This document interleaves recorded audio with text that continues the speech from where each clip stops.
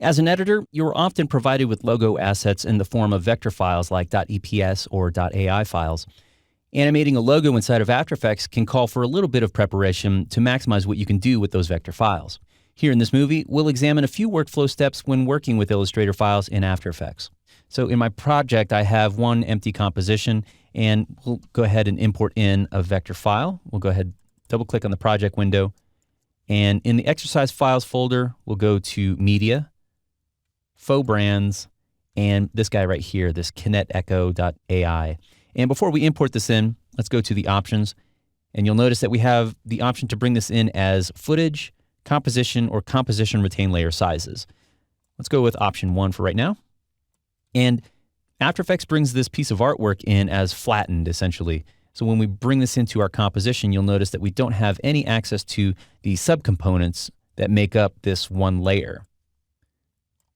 So this really limits our options when we start to animate. We're basically animating one whole complete layer instead of the individual components. So let's see what we can do to fix that. Go ahead and delete this, and we'll bring this in now as same file, but now imported in as a composition. And when we do, After Effects brings and creates in a brand new composition, and any of the layers that were inside of Illustrator are now their own individual pieces of art. But it looks like we still have the same one flattened file. So this doesn't help us, and it's essentially the same result as importing this in as footage. Let's go ahead and delete this. And instead, let's go into Illustrator and see what we can do about the file. So here's that kinetecho.ai file. Let's go to Window and go to Layers.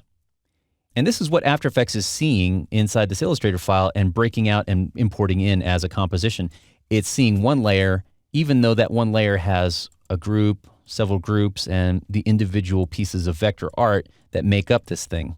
So basically, we need to format this in such a way that After Effects will interpret it as separate layers. So how can we do that? Well, first of all, we need to ungroup everything. Let's go through here and select this guy here and come over to Object, Ungroup, and we'll probably need to do it one more time, Ungroup, just so that all the individual components are broken out from their groups. And now we can regroup this ourselves and define which parts are going to be into what layer. So we have individual components here that we need to group together. So I'm just going to go into my Zoom tool, and let's group this batch of vector pieces. Look at that. All these guys are selected. So now let's go in and group this into one. Do the same thing for these guys over here, group, and again for this group. So now we have a total of 3 groups and these individual letters as subcomponents. So let's zoom out. And now what we want to do is break all these guys out into their own individual layers. So to do that, let's select layer 2 and come over to here to this guy and click and select Release to Layers Sequence. And watch what happens. Everything gets put into their own layer. So our group is now a child of this layer, which is still a child of layer 2. So what we need to do now is shift select layer 3 through 13 and pull all these individual layers out of layer 2.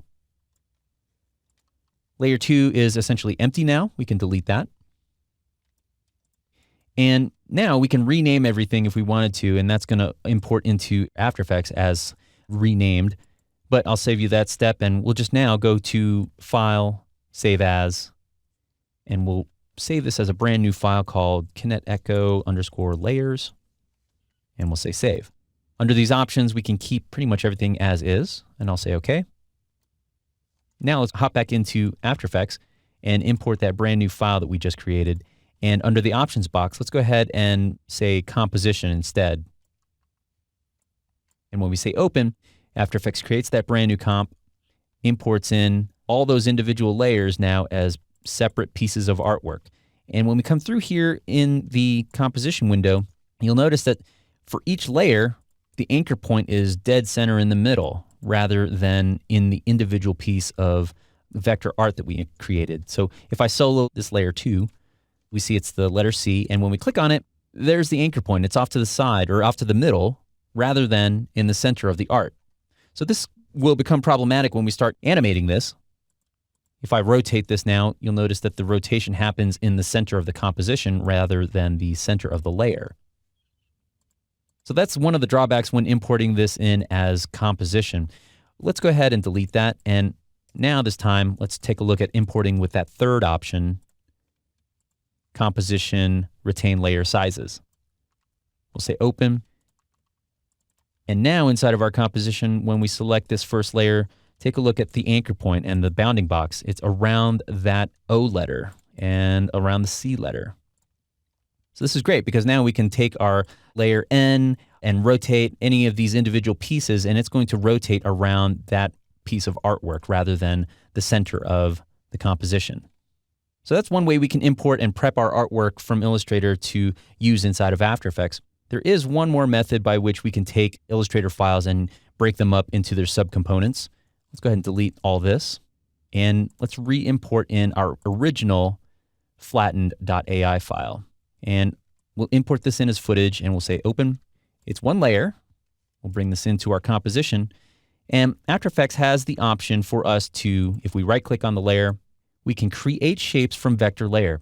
The Illustrator file has all that vector information contained in it, and now we're just going to tell After Effects to use that vector layer information. And when we do, we get one brand new shape layer with all those components stuck inside the contents. And so each individual component is represented here as its own shape inside one shape layer.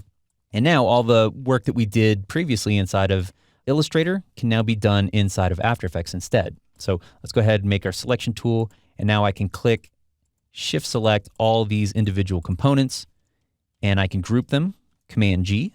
And so we can rename this Dude 1. And let's go ahead and Shift select all these guys.